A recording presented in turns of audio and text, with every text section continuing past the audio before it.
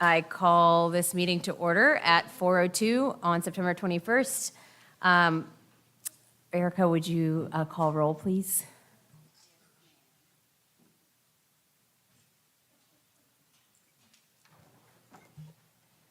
Good afternoon. Dr. Bustles.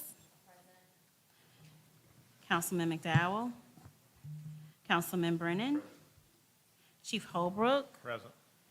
Mr. Kennel is out of town. Mr. Cook. Present.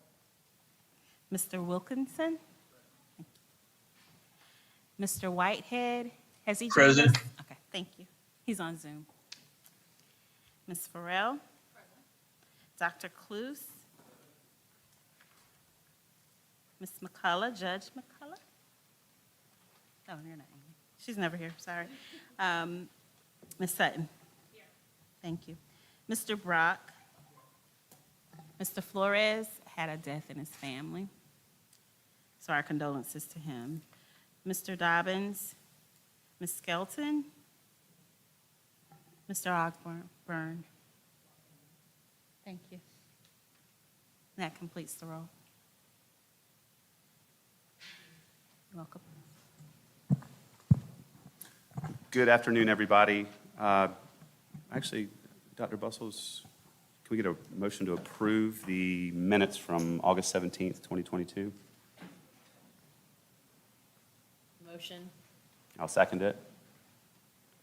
Will you all accept an amendment? I listed Ms. Avon in several instances as Dr. Sauls, so I'll go back and make that correction if you all will accept the motions with that amendment. Yes, motion's accepted. Thank you. Can we just do a voice vote on that? Yes, Ms. please. Erica? Like, Great, thanks. like all in favor, or you want me to go through the All in roll? favor. All in favor? All right, all in favor? Aye. Any opposed? Thank you. Well, wonderful. I want to welcome everybody here today. Thanks for sticking with us. This is the third Taskforce Preventing Homelessness. We have come a long way, learned a lot, had wonderful communication. I can tell you for me personally, I appreciate learning from all the service providers about the important quality of life services that you provide to a very important population of our city, in our Midlands, and our state. So just real quick, this will be the last formal meeting of this ad hoc mayor's task force. There is still a lot of work to be done from our conversations and our education from you. The city has stepped forward to be a stronger partner with you, the service providers, help fill in the gaps that you need. We are listening to you as to what you need to be successful to serve the citizens that are in need, not just in need, but in hope of getting back on the right path. So we thank you so much for sticking with us for this third meeting. As you know, the timeline for our announcements for the inclement weather center converting to a year-long shelter were made a couple weeks ago. And that was intentional because we needed to give our staff the time to pull that plan together. We heard about the importance of single resident occupancy units. And so we did our research and put together a plan for the SRO, the 50 units that will be at that Rapid Shelter Columbia, the pallet provider that I think you're probably all familiar with. So focusing on the folks that need the SROs to get into that service process is something that we heard from you and that we took action on immediately. So we appreciate your support on that. It's not going to solve everything, but we hope that it starts the process for a permanent solution to help the homeless population here in Columbia, the Midlands, and in the state, because I keep reminding people it's going to take everybody, Columbia, the Midlands, the counties, the state, to work through this and help folks.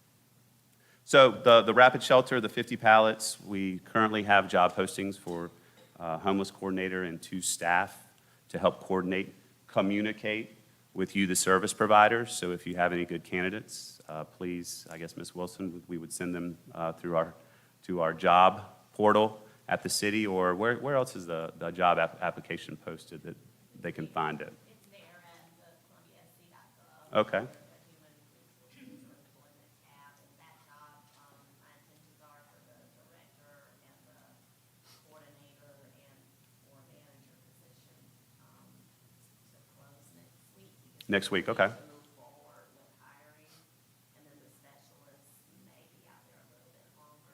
Okay. But we're well underway with all those processes. Fantastic. And we'll open up the floor to questions in a little bit if anybody has some. But again, thank you for coming today.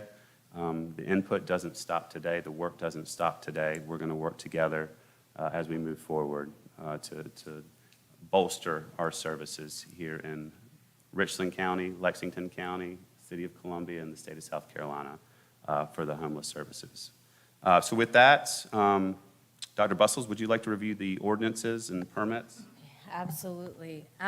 So one of the other ideas that had come out of our discussions was finding ways in which we can coordinate the multiple feedings that occur across the city, especially those that are maybe pop-up and don't have a regular schedule, but do end up being in places that the city may not know about or residents may not know about.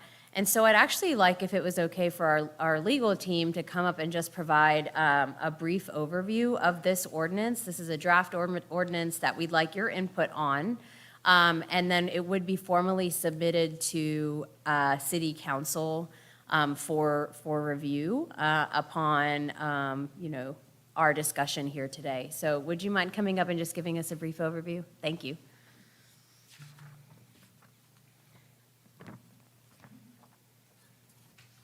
Good afternoon, everyone. My name is Jacqueline Pavlicek. I'm Assistant City Attorney for the City of Columbia.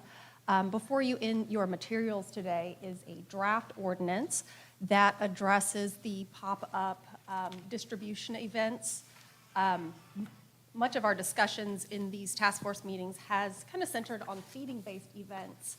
However, it's currently drafted in a way that's a little bit broader to help accommodate for unanticipated circumstances such as maybe a need for delivery of services, beverages, clothing items. So not just completely limited to food distribution. The ordinance itself builds on our current ordinance governing large group activities in our parks.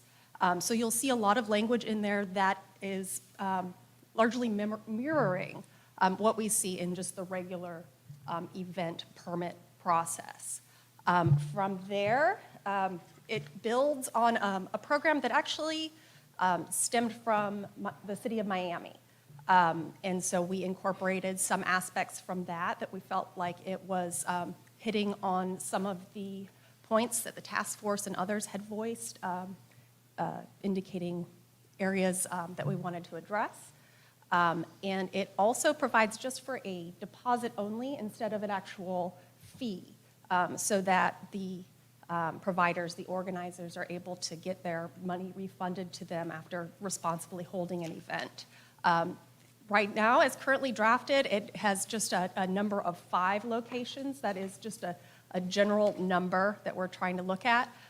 And we anticipate that staff will look at the current facilities that we have available overall, as well as the facilities, their location, and where they are located in proximity to locations where the unhoused or other individuals in need of services are located, including places near public transportation that are easily to access.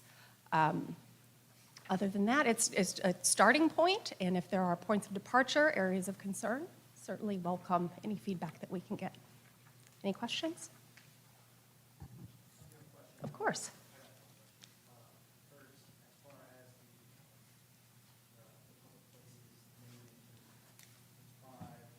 Would you mind speaking into the mic so everybody can hear you? Apologize.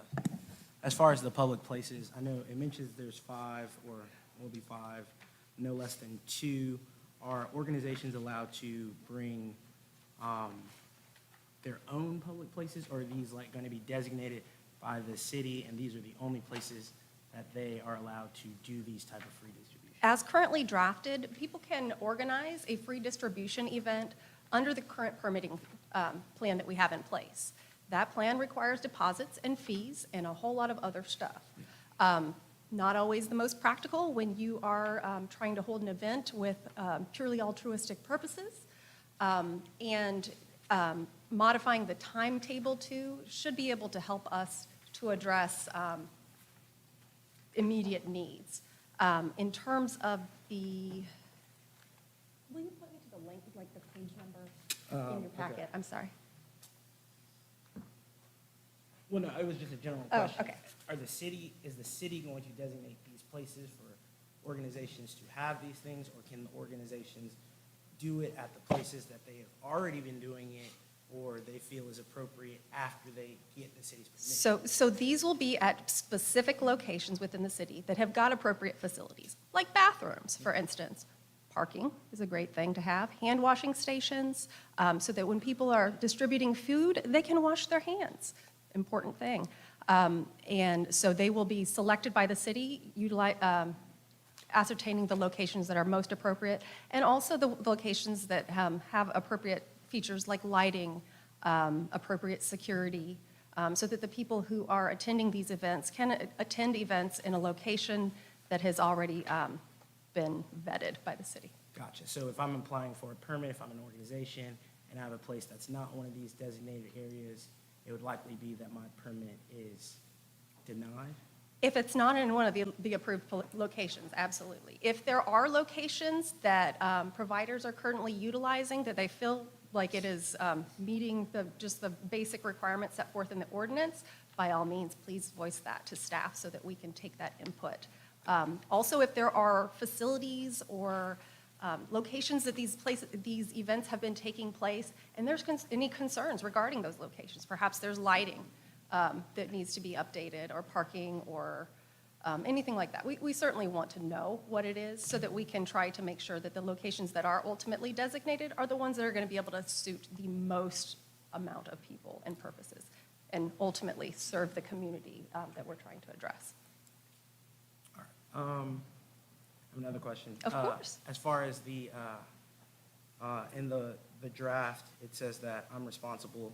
I'm just thinking of myself as an organizer or one of the people that wanted to do a free distribution event.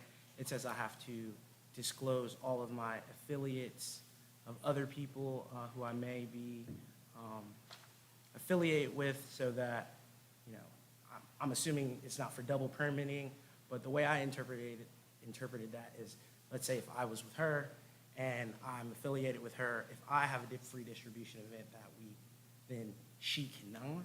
Or it's like one per week together? I think maybe we can just modify the language to make sure it's a little bit clear in that point, but it should just be that we just don't want people double dipping. There are a lot of organizations that want to provide services and understand. want to help. There likely are going to be a limited number of locations to do that.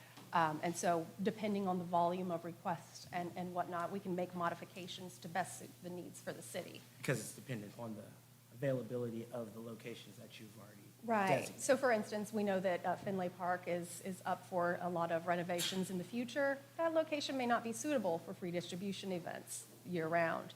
And so we want to make sure that we're pivoting where we can so that that critical location right now that is very frequently the location for so many distribution events, we want to make sure that we're accommodating that before it gets cordoned off or whatever it is that the plans are to do with the location.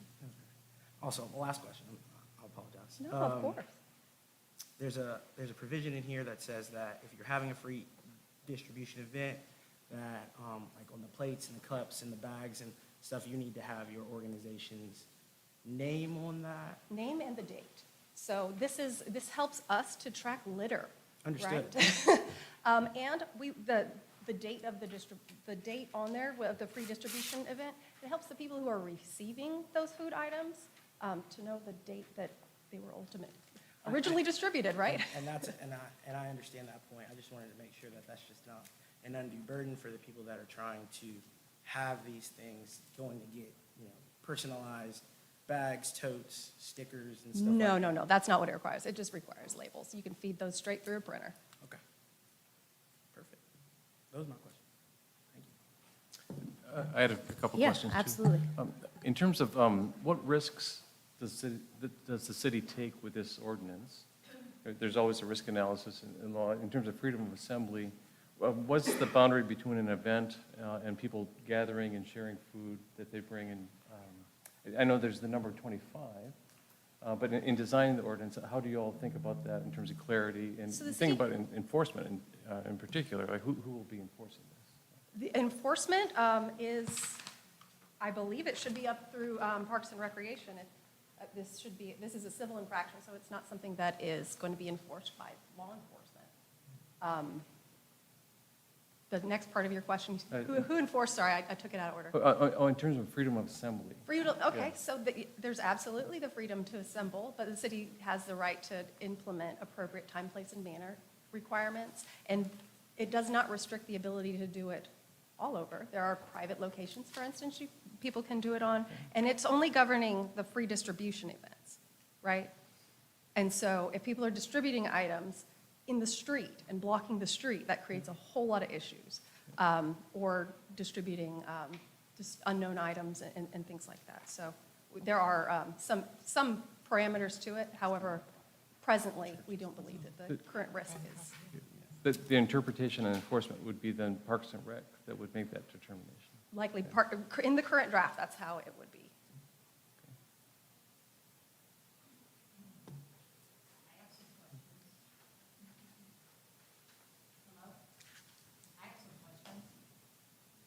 So Finley Park, I heard. Okay.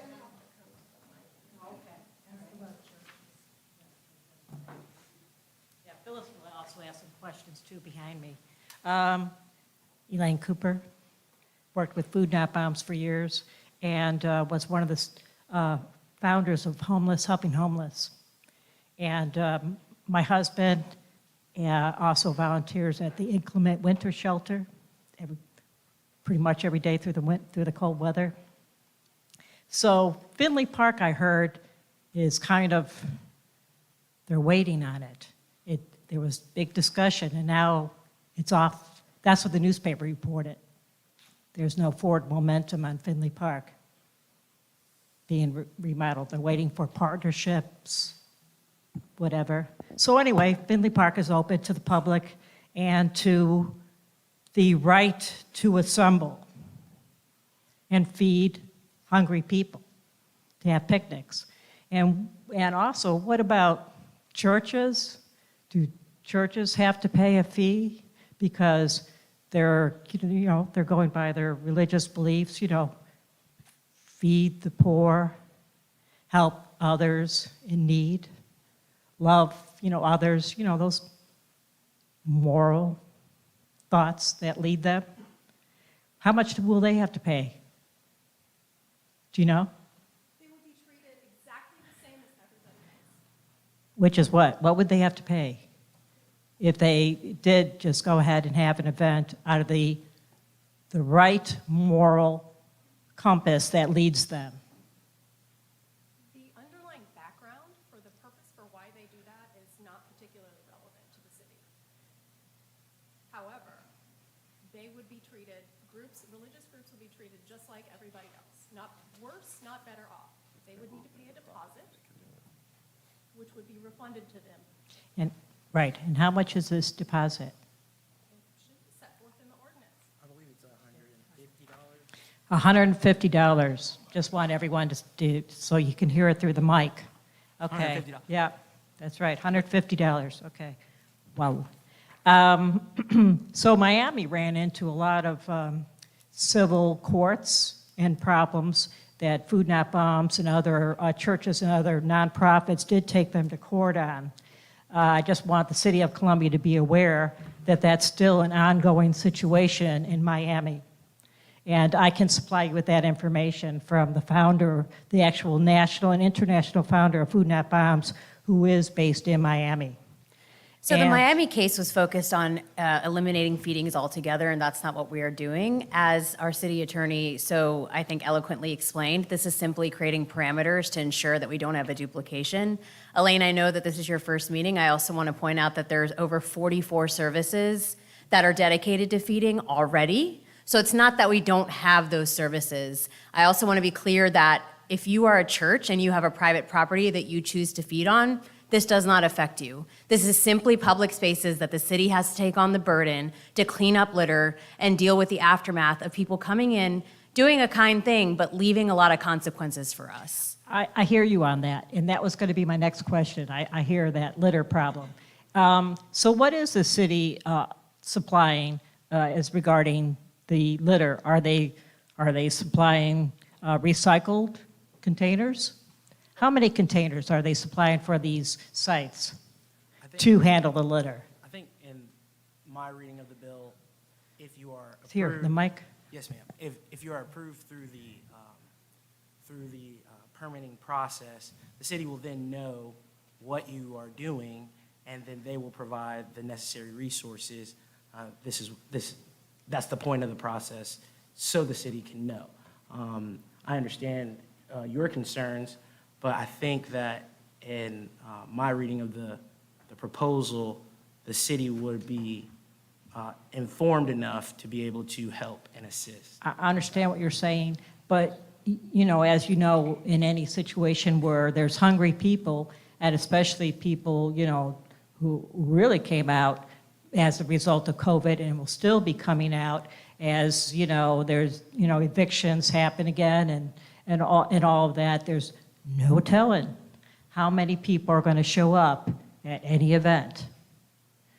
So it's not like you can, plan for people who actually register through Eventbrite or anything like that, No, I think with the, I understand that. I think that the point of the permitting process is for the people that are going to do the free distribution event to come with as much information as they have to the city so that the city can plan accordingly. The city doesn't know that you're even doing this, and so if you read the ordinance, it asks you in the permitting process for you to estimate how many people are going to be there, and it doesn't say that you can't overestimate. And so I think the city is trying to do everything that it can to help with resources because, like Dr. Bustle said, the burden is on the city to ultimately clean up if you don't. And so I think there is and believe me, I went through this and I was looking to tear it apart, and I think there is a good balance here if it's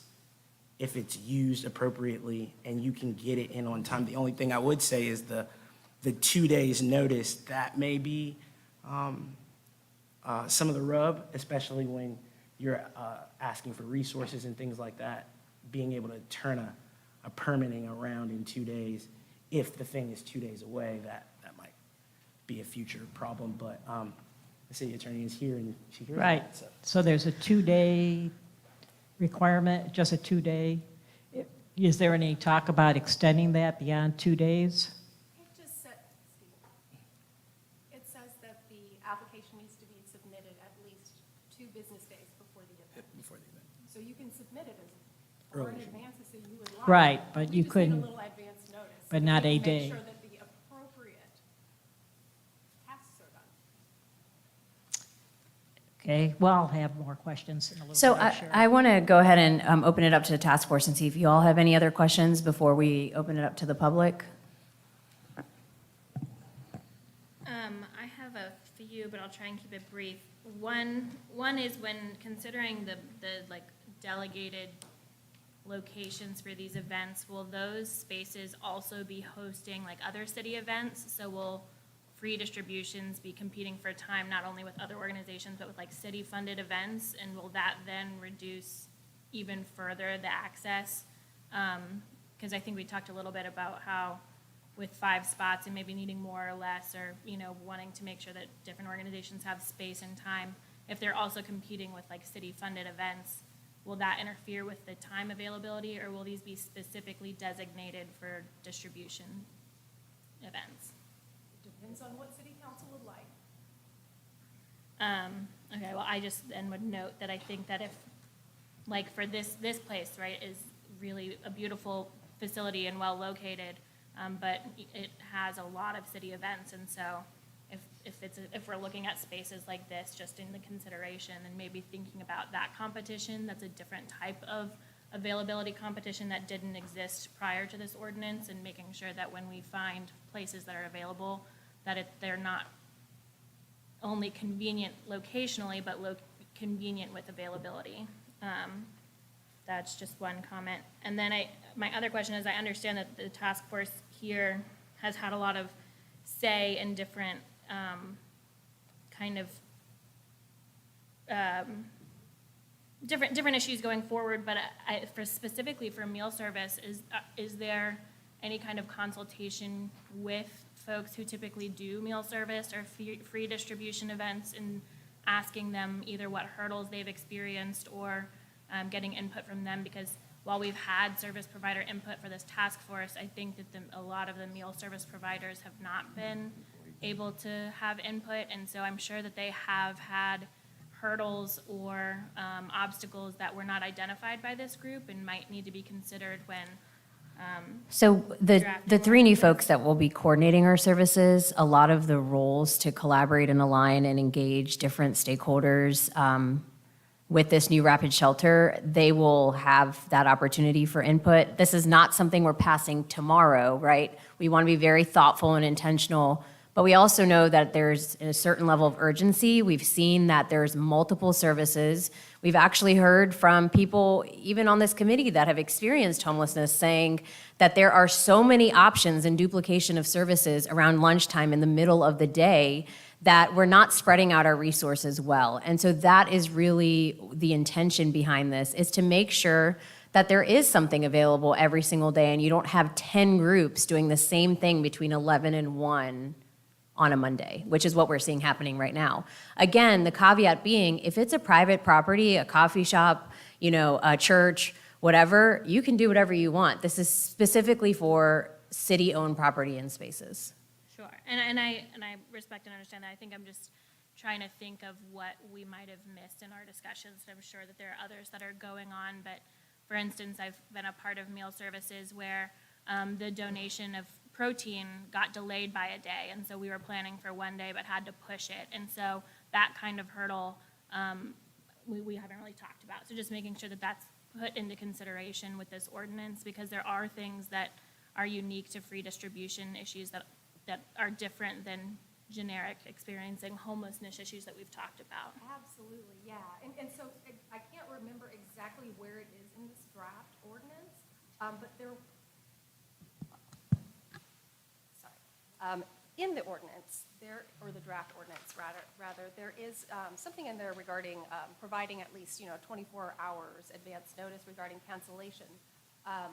However, it may be that based on the reality of the situation, maybe we just need to be more flexible on that, or provide different parameters. Or even talking about just how to reschedule or push back in navigating conflicts. But I just wanted to throw that out there for consideration.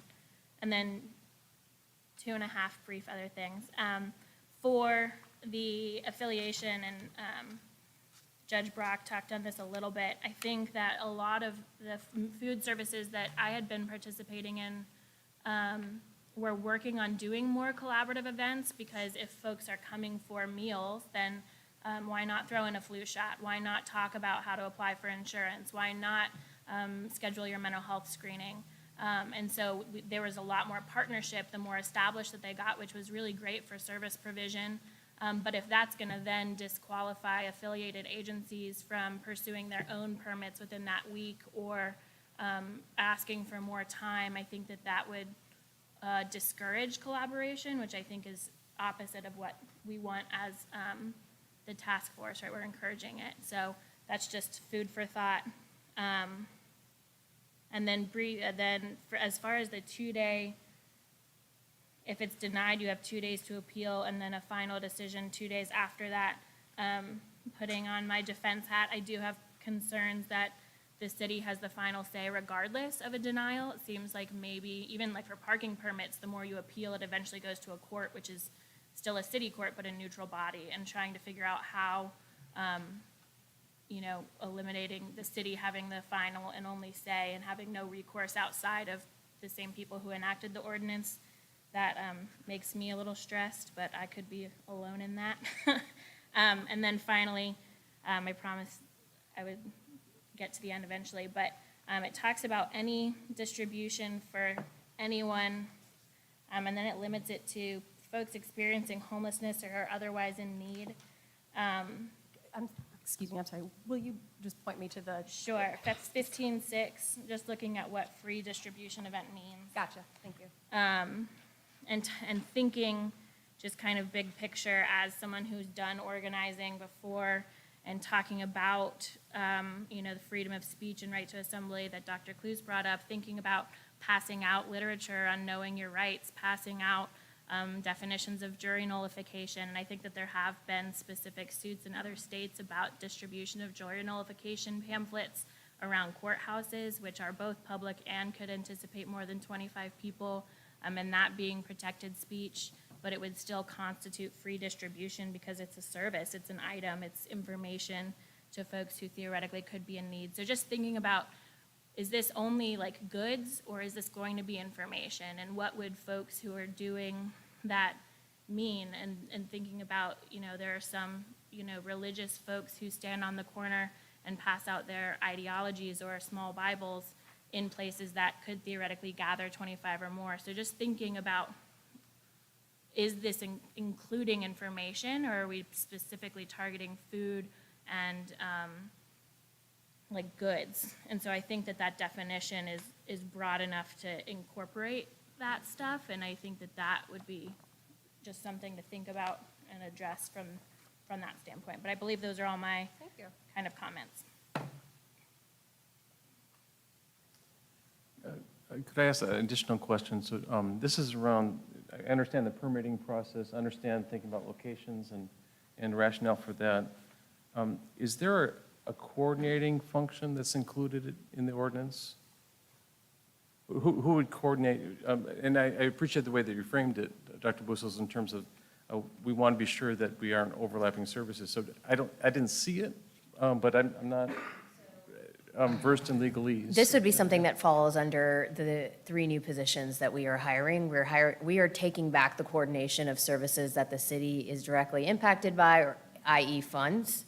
And so this would fall, the coordination of this and the letting people know about whether or not will fall under that. And I'm sure that Parks and Rec would have a role as well, because remember, this is an existing ordinance that we're modifying to include this event. We already have a permit system for large events in parks, whether it's related to feeding or not. The Homeless Services Project Coordinator would be the more likely? There'd probably be the person that triages it to, the permitting process, but they would be the point of contact for a lot of these things. And if, providers or organizations have questions about, hey, we'd like to do this feeding at, Shannon Park, what days could we do that? Or we'd like to do it on this day, would it work for you? Thank you. So I just have one question. Is there any way to consider for organizations on the Department of Mental Health, so like our RV that goes out, is there a way to consider kind of almost like a permanent or a intermittent type of permit, so that each time that RV is going out for mental health services, we're not having to do the $150 and do a separate permit? Well, any events that are sponsored or in partnership with the City of Columbia would be, Would not require a permit. not required. And also, I believe in there is a provision that should allow the city manager to waive the deposit. And that's also in just the I was regular more permit. concerned about the frequency of applying for a permit. Oh, than I was- okay, Thank you. gotcha. Question, do we have a sense of how many distribution events are on private property versus public property? So we do know based on the cataloging of services that we did, and of course, it's not going to capture all of the pop-up, feeding events or some of the kind of ad hoc ones. But I believe if y'all look at your packets, if anybody still has it, it was about 4 or 5 pages worth of faith-based organizations that had been identified as providing regular weekly feedings. So it was about 44 organizations that we identified as a task force through this process. I'm sure we didn't get everyone, but that's a pretty big number of groups. And that, again, that's only the ones that have it either advertised or there's some sort of messaging that's saying we can, we feed on Wednesdays on our property from, X time to Y time. So that's on their own property. Going back to the costs, and the organization I'm thinking of is Be Kind, Be Great, and I don't know for sure if this is how they operate, but my understanding is that they don't really have the funds for operational overhead, and that all of their food and volunteer services are donated. And so having like the requirement for like labeling and to-go boxes and all that stuff could be cost prohibitive for some organizations who are regular providers of meals in the area. And so is that type of financial limitation on this assistance being taken into consideration? Will there be other waivers for these financial requirements? Because I do believe a lot of folks who provide the services, when they do the free distributions, they're distributing all of their donations. They don't have income or funding or grants outside of that. And so will there be leniency or even just like an ability to do clear communication and say these are what our limitations are? That would be entirely up to council and management. Yeah, I think ultimately, this is to make our services better. It's not to hinder. And so the fact that we do there's always different events and different kind of context to even large scale events. Let's not even talk about feedings, right? Let's talk about some of the big festivals and stuff that we have.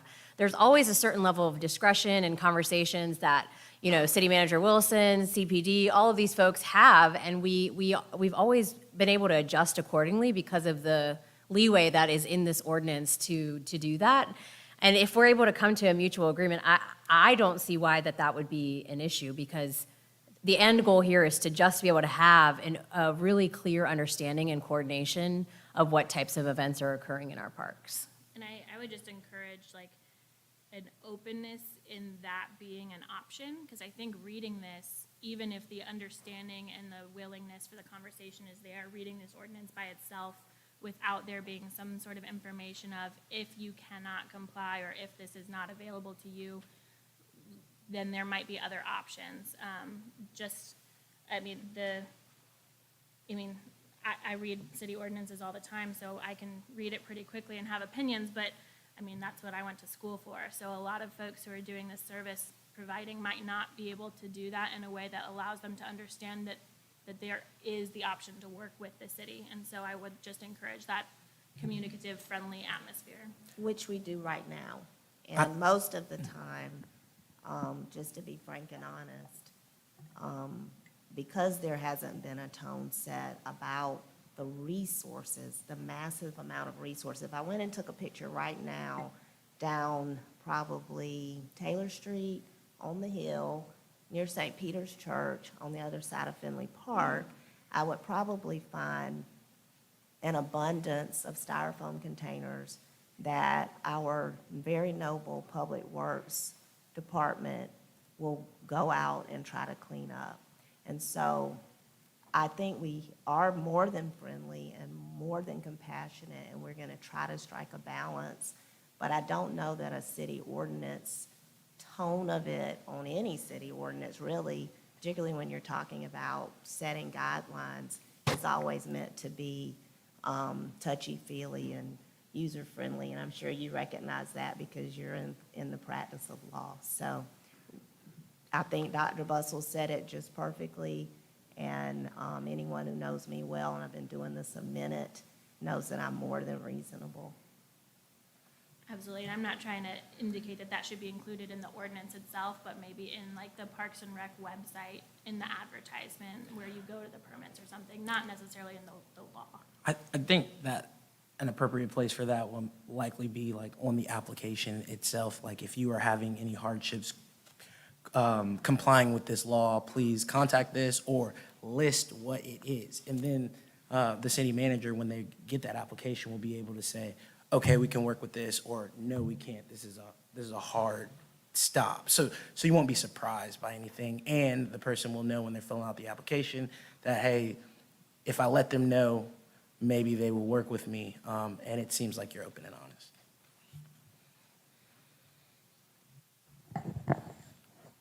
From my understanding, of reading this information, the city wants to hold the providers accountable for cleaning up. And that's what stood out to me when I read this. Now, the other items, it mainly talks about food and trash. So that's what I got out of reading this information.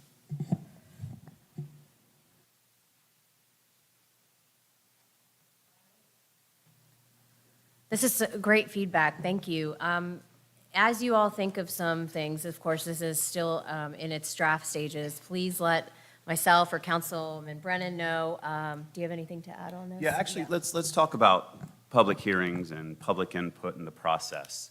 Ms. Erica or Ms. Wilson, from here, this recommendation, let's talk about where the ordinance draft would go and the timeline to keep receiving public input as it makes its way, probably to a work session so we can educate the rest of council, and then to council for the readings. Yes, sir, that's exactly right. I mean, that would be the recommendation that I would have. I think the task force has done a great job of providing a lot of input. Again, even here today, obviously, legal took a great stab at it.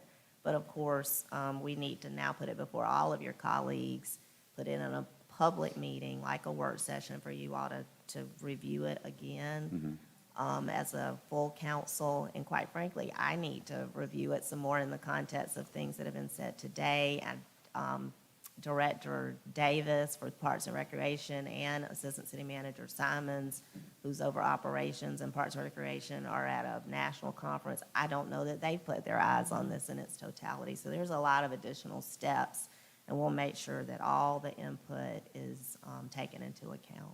Wonderful. And so as the committee continues to review it with feedback, as the service providers review it with feedback, and the public, what's the best contact to send, maybe email comments, ask questions as we move on? It may be good, Councilman, before it would come to a work session, you're saying? Right. We can look at maybe putting, I've been doing this anyway in the context of Rapid Shelter Columbia, because there's And this is lots where that of homeless interest. coordinator for the city would come in. Well, I was Perfect, about right? to say, the reason why I said we're Yeah. working really quickly to get those Right. individuals hired is because I do need their assistance. Right. And until then, we've been setting up a database just through my office with people interested in volunteering, making suggestions about the rapid shelter concept. And we can do that with this as well. So we may just need to stand up on the website. Okay. A homeless services, maybe whatever comes out of today's task force, Dr. Bustles, all of the great information, a compilation, so to speak, of things from the task force. And that could also be maybe a place for people to submit questions, suggestions, observations. Yeah, Great, thank you for that. we can do that.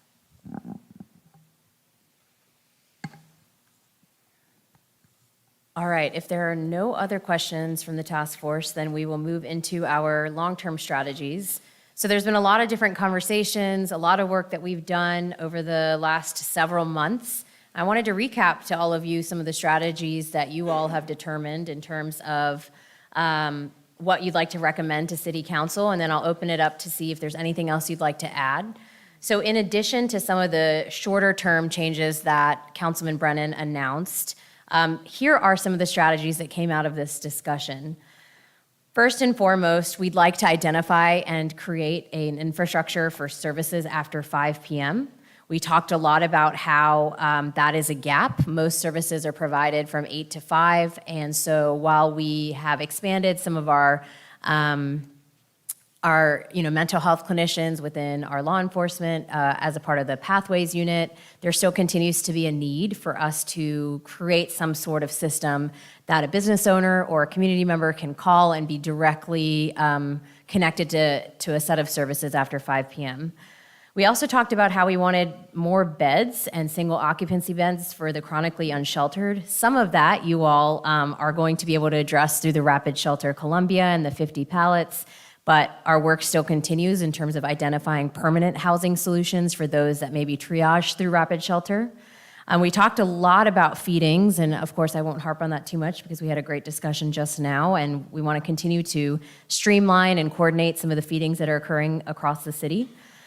We had some conversations about revisiting competency, and I know that there's been some work already happening behind the scenes to address competency both with the state and with our local courts, and figuring out how we'd like to move forward with that.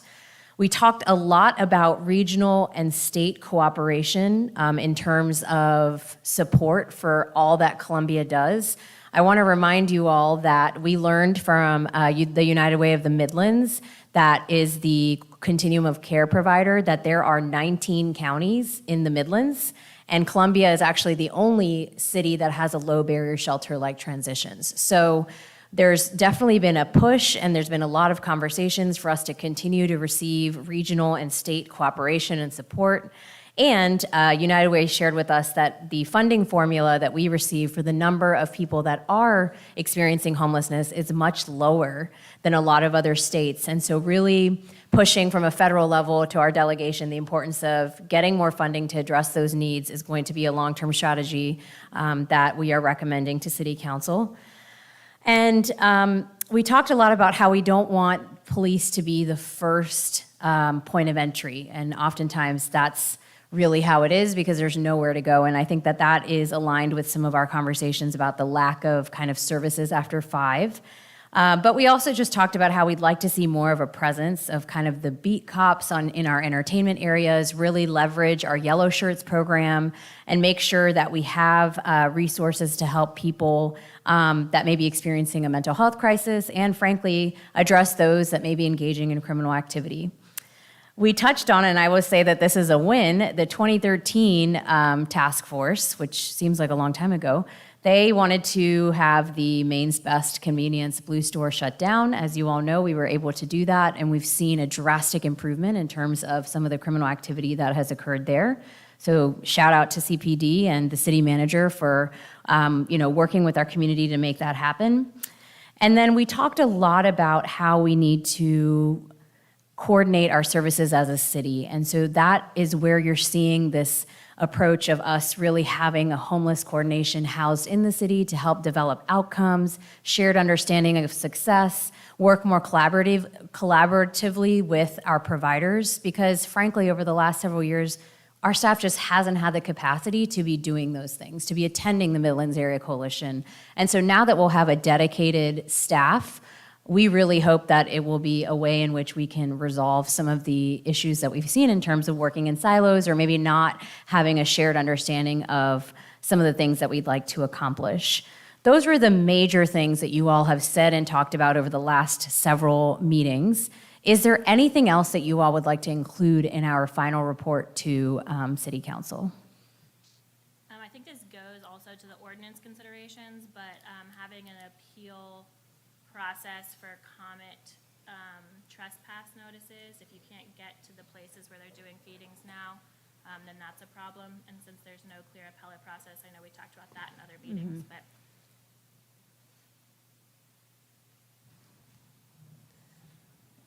Yes.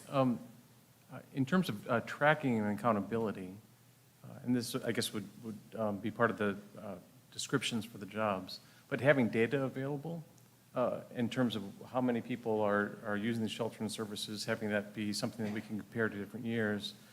Currently, with the emergency shelter, that data is available and reported to the HMIS system. And we can track and see, and we can identify needs. And so being able to do that, in 2013-14, when we last had a shelter open, those data are not available at all. And so that's a real problematic feature of what we could do. So having that included probably in job descriptions, I think, would be important, and interfacing and submitting data to HMIS as our capacity would be one thing that I would want to see. Then secondly, in terms of looking at tracking where people go when they leave, right? For us to be successful, the shelter, the homes, our emergency room and hospital, where do people go when they leave after that? And so that does put a lot on a coordinator position, I understand. But that ultimately, I think, linking it to the Affordable Housing Task Force and knowing whether we're effective. So I bring these up as a researcher, but also as a taxpayer in Columbia. I want to know that the money is going to something that will not move the problem somewhere else, like from a field near Walmart when the sheriff closed down that particular site. I don't know what, Police Chief Holbrook, if you were informed that that was going to happen, but that's a coordinating function. That's an issue, and, he estimated there were 60 people that were there. 50 pallets, we need to have 50 pallets. That expands our capacity greatly, but without a coordinating function from the county, Absolutely, yeah. and an interface, and what that means to the police department, I don't know how you all were affected, but I imagine that could have been a problem. Yeah, well, just so you know, with that particular situation, there was coordination, quite a bit of coordination, and we share very similar processes for when we identify a homeless camp. We engage our service providers, we provide notice in order to get people to services if they choose.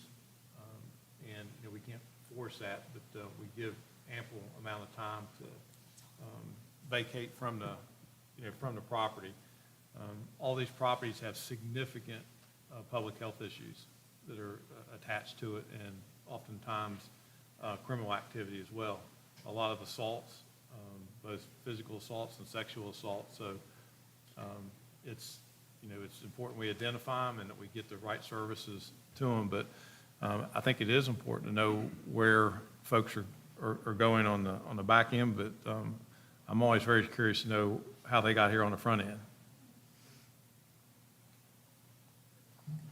We should ask the United Way, but I believe they track that as well in terms of what conditions people came to, what they have, what services they accessed. So.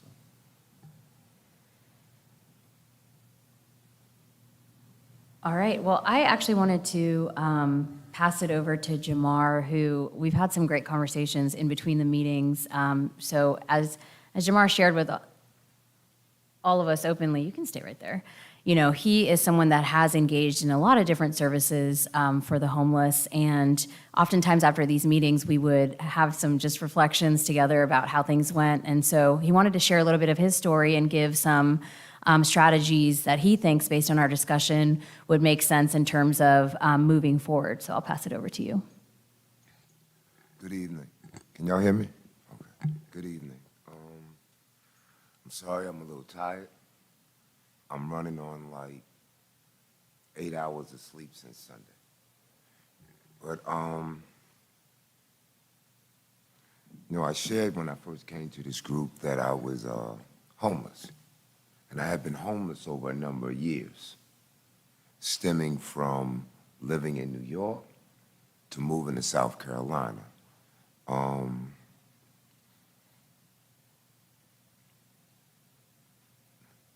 not going to get into how I became homeless, because that's really irrelevant at this point. We're talking about my experience and how I felt and what I saw during that time and after that time. The providers back then, we talking about the Salvation Army, the Oliver Gospel Mission, way before transitions was even a thought. Salvation Army used to be on, Richland and Assembly, I believe.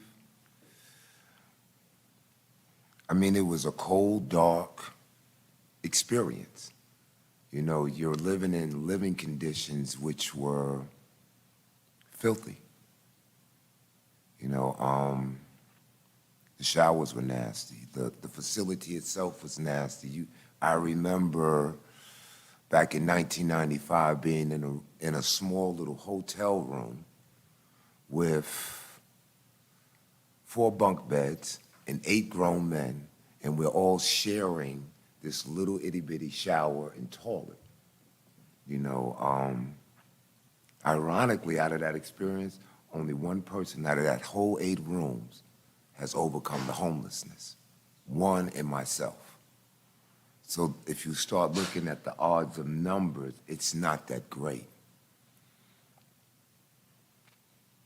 Back when I came down here, there wasn't many places that was feeding individuals. I remember that. You had the Salvation Army, the Oliver Gospel Mission, you had Washington Methodist Church, and on Sundays you had Senate Street.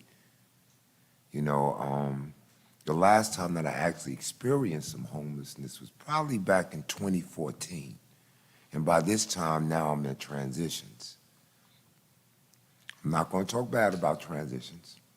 Just not going to do it because the reality is if it wasn't there, I don't know if I would be sitting here today. Now, did I have some bad experiences there? Yeah. But it wasn't all bad because here's the reality for me.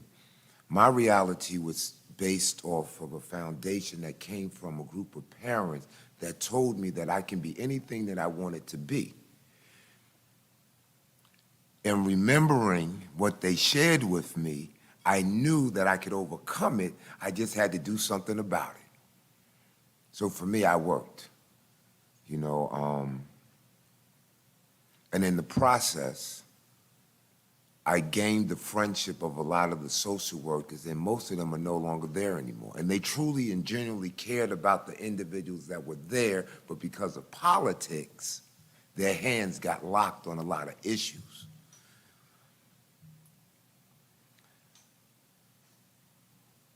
What happened was, after I left,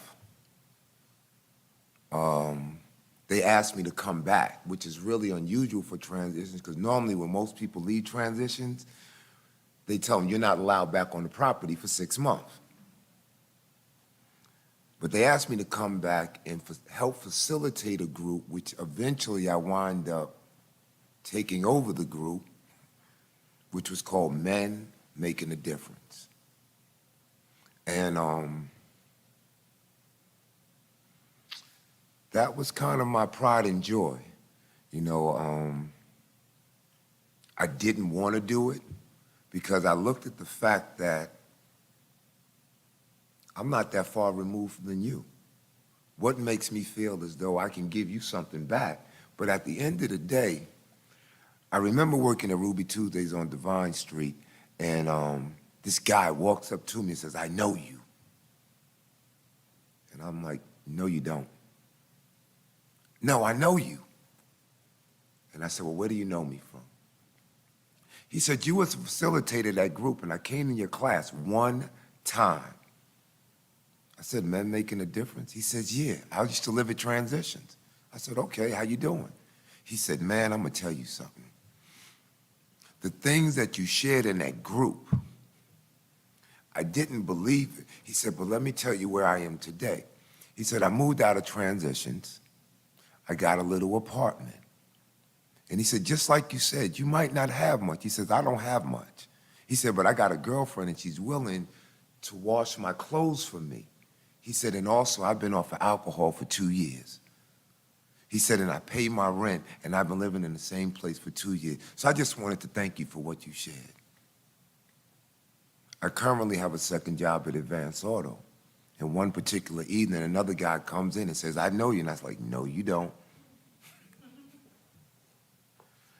Anyway, a whole bunch of stuff took place between that customer and an employee. And I went out there as a buffer. And he says, "I got it. Transitions." I said, "I don't remember." He said, "I remember you." He said, "Man, when I left Transitions, I walked out of there with 10 bags of clothes." I was like, "What?" And he said to me, he said, "Man, I got my apartment. I didn't have no lights on." He said, "But my lights are on today." He said, "I've been on my job for a while now."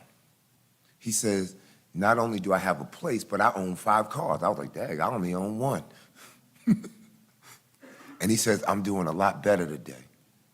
And I happened to see him 2 days after that at the Waffle House, and he says, "Man, I'll pay for your meal." I said, "No, I can pay for my." He said, "Let me pay for your meal."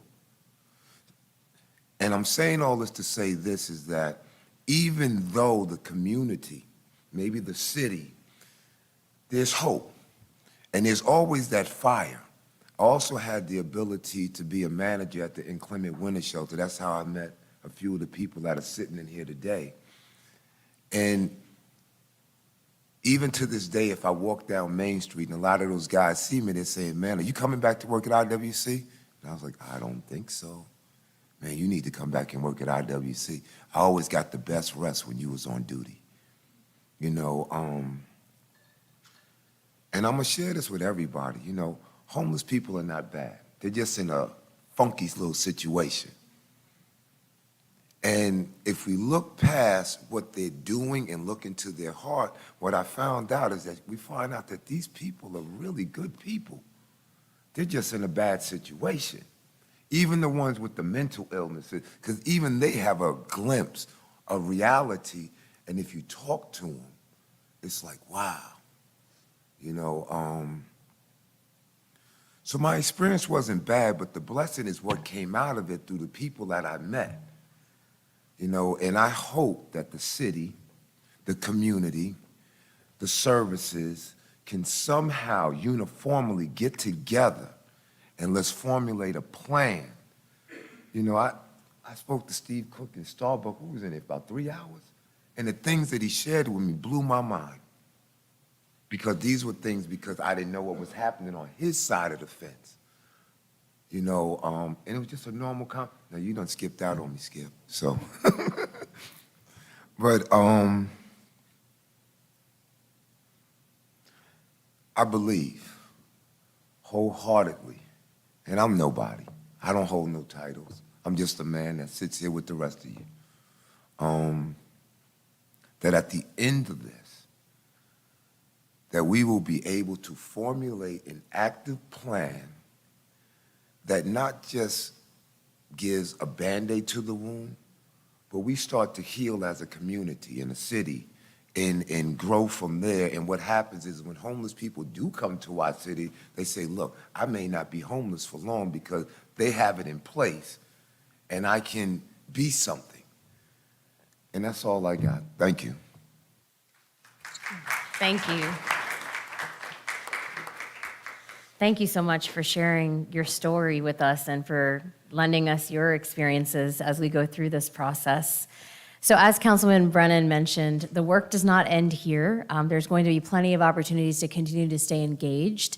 I would like to invite up Melanie Huggins and her team from Richland County Library, who have a potential opportunity for us to continue some of this work and most importantly, come together to talk about some of the strategies and to develop that action plan for the long term, right? Because our piece is just one piece for the long term to really make Columbia a place that you can access services seamlessly. So Melanie, we can have you come up on the podium.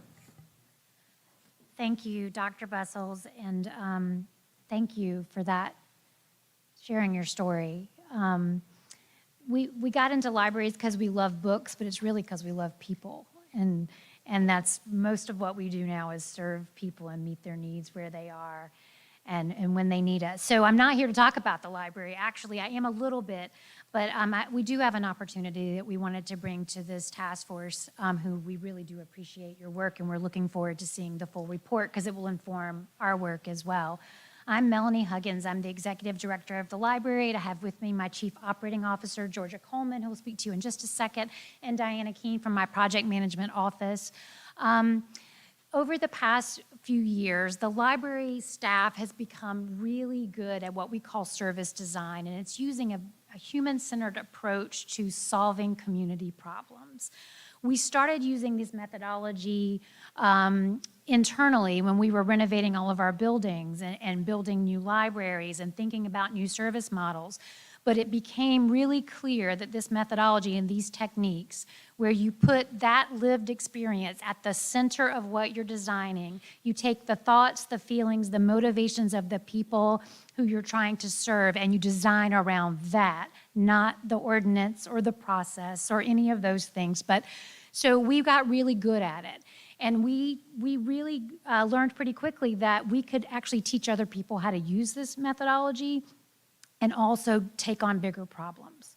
So in 2017, we created something called Do Good Columbia. And Do Good Columbia, the first iteration of it was funded by the Central Carolina Community Foundation. And what we decided to tackle was, how might we make our riverfront more enjoyable and accessible? Because at the time in 2017, everybody was still talking about, how do we enjoy the river? How do we get down there? Where do we go fish? All of those things. So we got 113 citizens together over a 2.5-day process. We gave them some constraints. We didn't want them to come up with an idea that would cost $2 billion.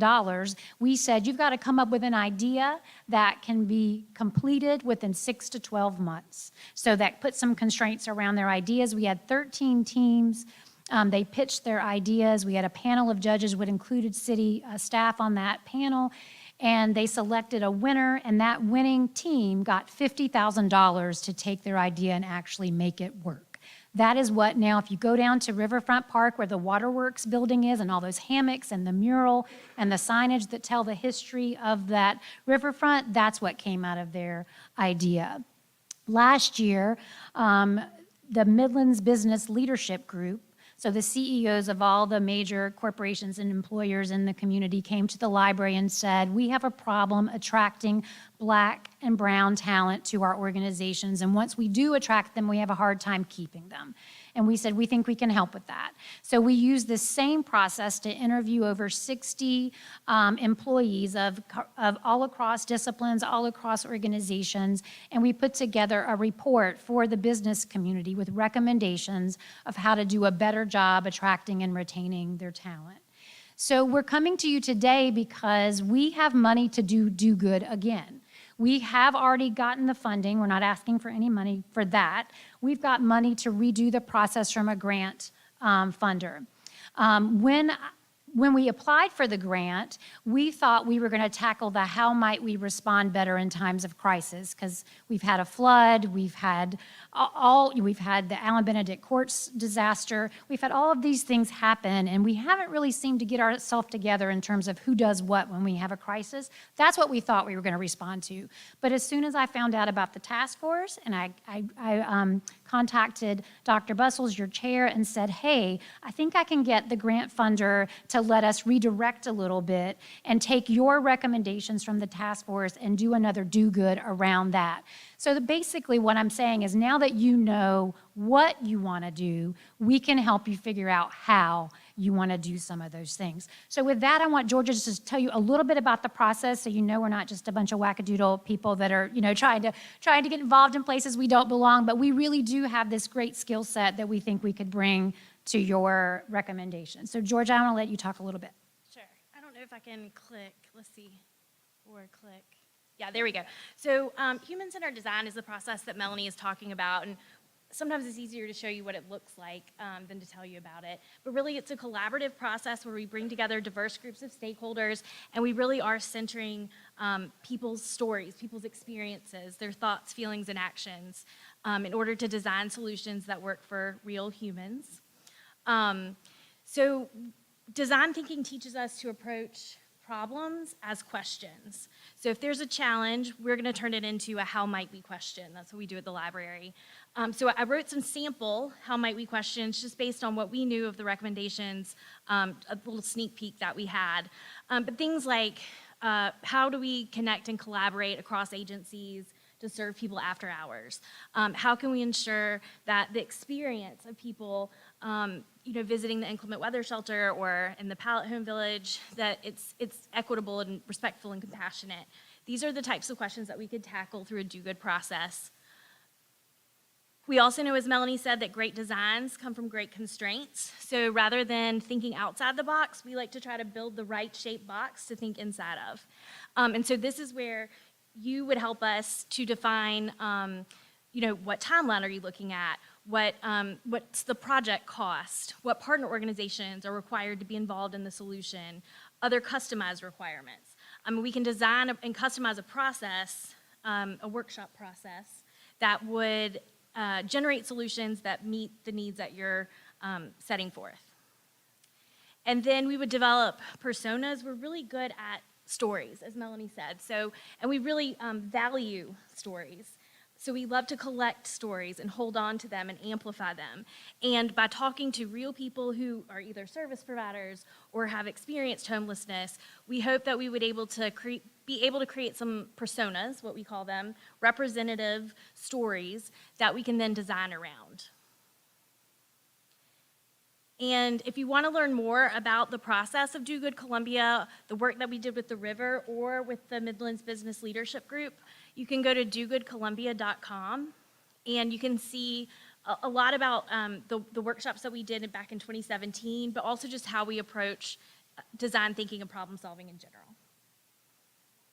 So all we need to know now, because we asked the grant funder if we could talk to you first before we went forward. We have to spend the money by April.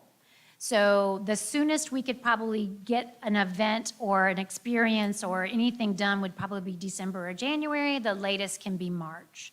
So if there's interest in this group of us being a part of taking these recommendations and putting together a process with the right people, and some of them are in this room, our partners and on this task force, and moving forward, we just need to know that what the city would need to do is be a collaborative, supportive partner and put some money behind whatever comes out of it.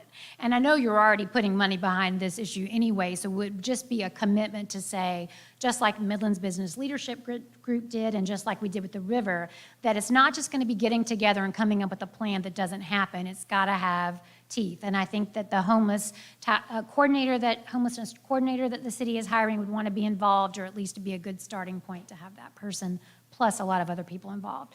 So if you're interested, we just need to know so we can plan accordingly, or if not, we will go find a different problem to apply these skills to. So does anybody have any questions for me? I think collectively, by the smiles that I'm seeing, both in the task force and the greeter room, this is something I think folks are interested in pursuing. So if it's okay with the task force, we can have you work with Erica to get their information and stuff. And then, of course, we worked with several other stakeholders, some of which that are in the room, that are also helping us get Rapid Shelter Columbia off the ground, as well as whoever we hire in those 3 positions. And then, of course, the general public, if there's folks That's that want to right. be a part of that conversation. This is another, kind of information gathering point for you to be involved. I think, Melanie, my only kind of thing for us to consider is that, the city of Columbia doesn't hold the dollars for homelessness. It resides with the Midlands Area Coalition on Homelessness. And I think that there's a lot of opportunity there to look at the what and the how. And so I would ask that they make that same commitment, because they have millions of dollars that are given out every year. And I think that that's where we can really move the needle. That would be great. We would love to have them involved. Any other questions or comments for, yes, ma'am?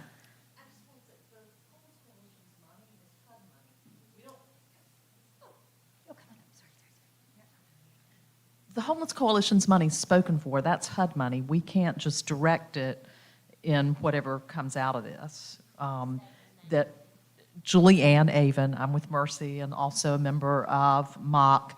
MOC, the Continuum of Care, those funds go straight into housing. So it wouldn't be something that we could just redirect. Okay.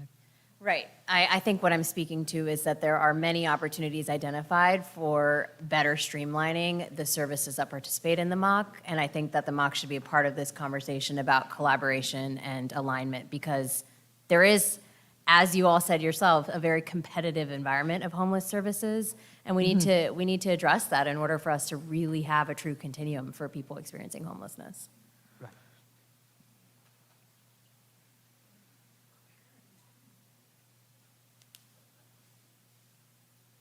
Any other questions? Thank you. So I guess we will follow up with you on that and look forward to hearing more about it. So with that, actually, is there anything from city staff or do y'all have any other comments? I don't, Dr. Bustles. I know that I try to always come prepared. I do have a few slides about the Rapid Shelter, if that's something you wanted to share at the task force. I feel like the task force has been so involved, and I don't know that, because things have moved so fast, because they have had to move fast in order to launch by November 1, and we're still, there's still a lot of work to be done. But I didn't want to, I want to stay in my lane, but if you want the task force to kind of see a few intimate pictures of what's going on down there, I'm happy to show those if you have time. Would you guys like to see that? Yeah. Okay. One question, where's it gonna be located?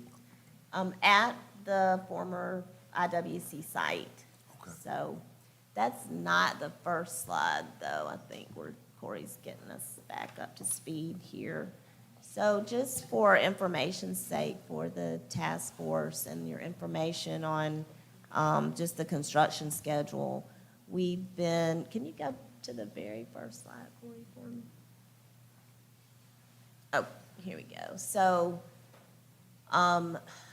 very fluid, but the construction schedule, we're moving along very steadily. I have to send lots of shouts out to several people in this room, Missy Kaufman, our Budget and Program Management Director, Chief Holbrook, Erica Hammond, our clerk, and I don't know that Kelvin Kiesler, our General Services Director, is in the room, but none of this would have happened to date as far as what you're about to see without him. So you know about the press conference on September 7th, and right thereafter, site clearing began. We've done engineering drawings because obviously grading and storm drainage has to be addressed, as well as installation of new service lines and transformers from Dominion Energy have been installed. The site prep continues to date. And then you'll see some additional things like sidewalk installation, artificial grass, fencing, leading up to the pallet shelters themselves actually hopefully arriving tentatively now on October 26th. And at that point, we'll be engaging our own internal forces and hopefully some volunteers with the anchoring and electrical connections for the shelters, with a still tentative opening of November the 1st. And then that'll take us to the next slide, Corey, which would show for some, because I'm just not sure, and I wanted to make sure that folks on the task force knew exactly what a pallet shelter looks like. And so it's a really good unit, 64 square feet. Most of them will be the shelter 64 that you see there, and they include air conditioning, shelving, power outlets, fire extinguishers, heat, folding bed, and an egress door with storage. And that was what really attracted us to the pallet shelter units, because of how well equipped they are and safe they are. And again, I think I've said they've been deployed and there's about over 3,000 so far deployed across the country, with us being the first in the Southeast. There is a 100 square foot unit as well, and we'll have just a few of those. Corey, you can go to the next slide, which again just is the launch of the discussion of the launch at the press conference. And again, another view, hopefully, of how the shelters will look when they're set up on site. So the site plan is the actual next slide. And you can't see it too well probably from your vantage point, but 40 of the shelters would be on the left side of in the middle there are the buildings that already make up the IWC as you have known it to be. And so the 40 on the left would be for men, and then the 10 or thereabouts, a little bit more on the right.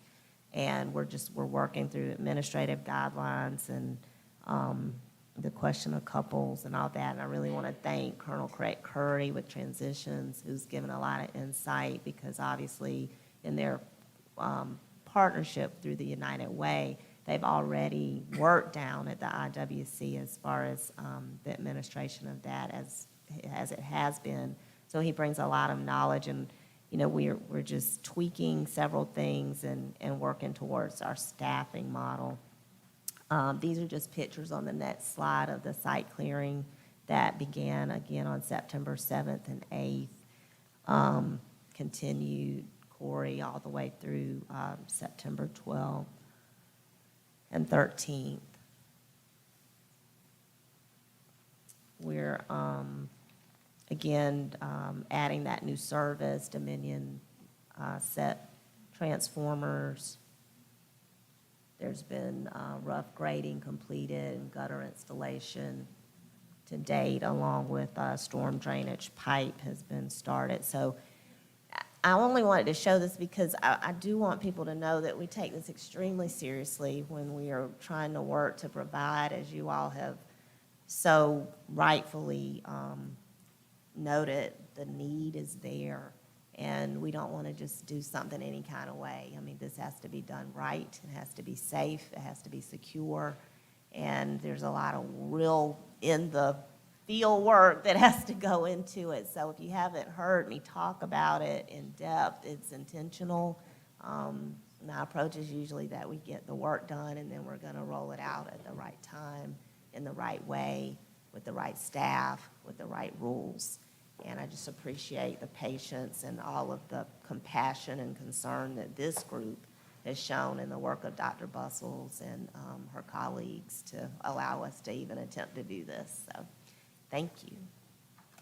Thank you so much for providing that update. I think it's really exciting to see how we've hit the ground running. And of course, you stay tuned as we get this off the ground. I believe there was someone who had a question. Did you? Yes. Can you please come to the mic and say your name, please, for the record? Thank you.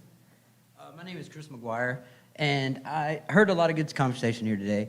But one thing I didn't hear is what do y'all have anything in plan for people who are going to become homeless, who are starting to feel the effects of what this is going to cause? That's a great question. So we had, at our last meeting, we actually had some of our great providers come in and talk about those services. So this task force is focused exclusively on addressing the chronically unsheltered, because we identified that as a gap in services, that there isn't necessarily an effort that's dedicated solely towards the chronically unsheltered.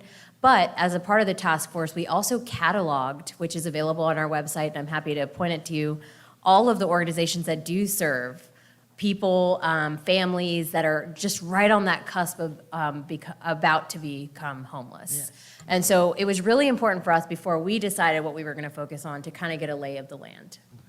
And also, when you were talking about the clearing of the camps and stuff, when you go into there, are you sending an advocate for these people to have someone there to say, okay, this is where you can go. This is, and point them in a direction that they can go to, instead of just going in there, clearing them out, and just letting them wander off again into the street, you know what I'm saying? I mean, listen, I don't want to be homeless, and I feel like I'm about to be facing that within a few days, matter of fact.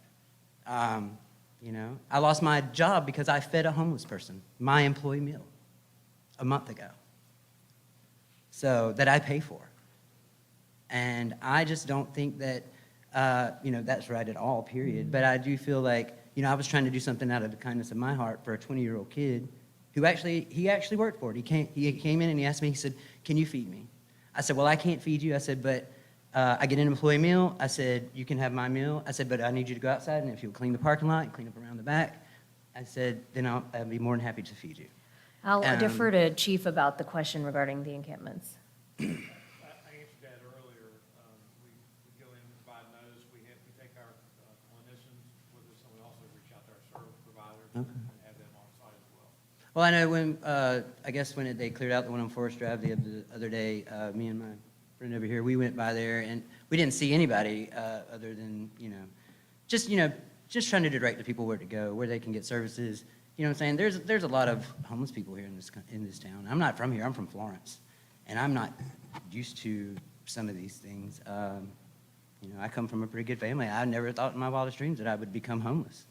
But I definitely feel like it may happen, and I don't know. I'm trying to prevent it as much as possible, but there's only so much I can do. I'm trying to find work. Matter of fact, I just had a hip replacement as well, so it's just difficult right now. Well, I appreciate you being here today, and I will say that there are several providers in the audience that I think would be happy to connect you to services that exist. So, and I know they often hang out for a couple minutes after this meeting, so please feel free to connect with them, because I think they may be able to point you in the right direction. Okay. For the sake of time, I'm going to let the next person. Say one thing. Yes. And get with me after the meeting. Okay. I can direct you, and I can also help you with a few job openings that I have just found about over this past week. Can I say one more thing? Also, I don't know if this task force actually would be in charge of it, but what I'm saying, maybe educate the employers that are in the town to be, I'm saying, we have so many homeless people, and I think they get a bad rap. You know what I'm saying? And a lot of the business owners are tired of it. They don't want, the riffraff coming into their business, disrupting things. But, I was fired for doing what I did, and I have felt like my employer has had an issue with the homeless community since I started there over 2.5 years ago. I was a third shift supervisor. So, I just feel like maybe some education to the businesses out there wouldn't be a bad idea either, to say, hey, we're here to help and to love. We're not here to hate and put you down even further. You know what I'm saying? So that's all. Thank you. Yes, last comment. Thank you very much, Dr. Bustles. My name is Tom Clements. I live in Earlwood. And I just want to add, there's a little bit of a different perspective that you might be missing. I have volunteered at the IWC for 7 years. I put in about 1,000 hours down there. And I think I've been there more days than any staff person, not hour-wise. So I've seen a lot. I think I know you, man. You know me.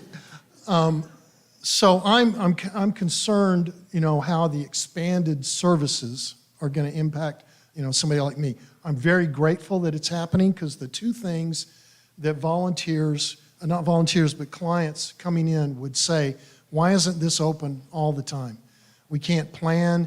It's 41 degrees tomorrow night and 40 tonight. What's the difference? And the wind is blowing. So that is a great step forward. And the second thing is, and this is a perennial problem, there's no place to leave your stuff down there. I have seen people's stuff and all their papers get thrown out because they didn't want to embody, some kind of permanent type facility. And it would get tossed in the dumpster, and sometimes I would dig through that dumpster to help them find their stuff. So if there's any way to accommodate someplace or somehow to take that into account, because a lot of people, they stash their stuff somewhere, stick it under a porch, or fall asleep with it, and it gets stolen. So it would be good if there's something along with the facility for people to say. But I'm going to be down there working a lot, so I'm a little bit worried about a lot of the questions, and I know you have a long list about the small homes, and I will be observing it too. So I just hope there's a mechanism, a good feedback mechanism for people who are on the ground observing things, from the staff, people who are going to be hired, but also from people like me. And I tend not to take a voice on this because that's up to transitions. But I'm going to be impacted, and I hope for everybody and the city and our community, it's in a positive way. So thank you. Thank you, and thank you for volunteering at the Inclement Weather Center. We appreciate it. All right. Well, we are at 5:30, so we will go ahead and make a motion for adjournment. Oh, I'm sorry, one more comment. I didn't know if you were just standing or if you were waiting to speak. Hello, my name is Reggie. I have a group called Needful Things. I used to be homeless for 6 years here in Columbia. The only reason I'm not homeless is because of an inheritance. But I provide informational services for the homeless and the needy in Richland and Lexington County. I've got about 160 resources right now. I'd like to know what your list is comprised of, because I only have about 30 people that feed, and not all of them are on a regular basis. Some of them are only once a month. One church in particular is only on a fifth Saturday.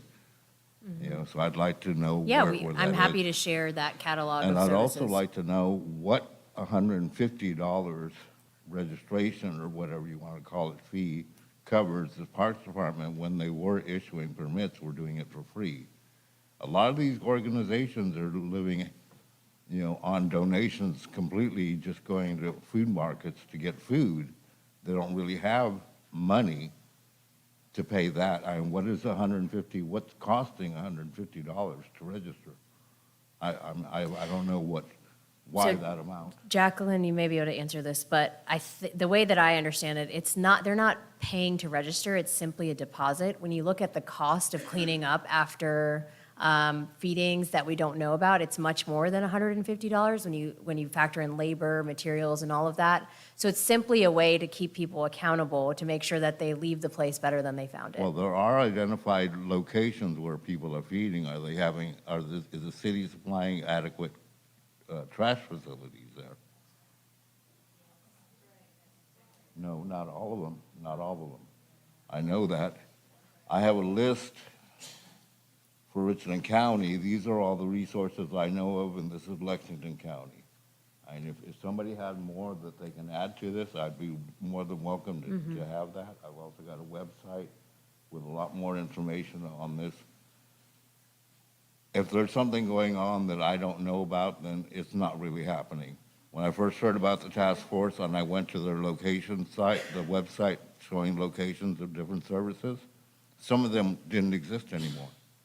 I don't know if that's been rectified or not, and then I went to a couple locations that were not doing what the website said that they were doing. So I'd like to know where you're getting your information from, and every time you talk about the homeless, you talk about this, this number, this 250 people that are homeless in Columbia, when it's easily twice as many as that, because there are some people that don't want to be identified. Yes, So sir. you're not gonna come The across those. 250 is, again, we're not talking about all homeless. This task force has been focused on a specific subpopulation of homeless, and that is around 250 people. We, as the city, cannot solve the entire problem of homelessness. We just cannot. Well, and the other question is there a law that says you have to be housed? There's, not that I know of.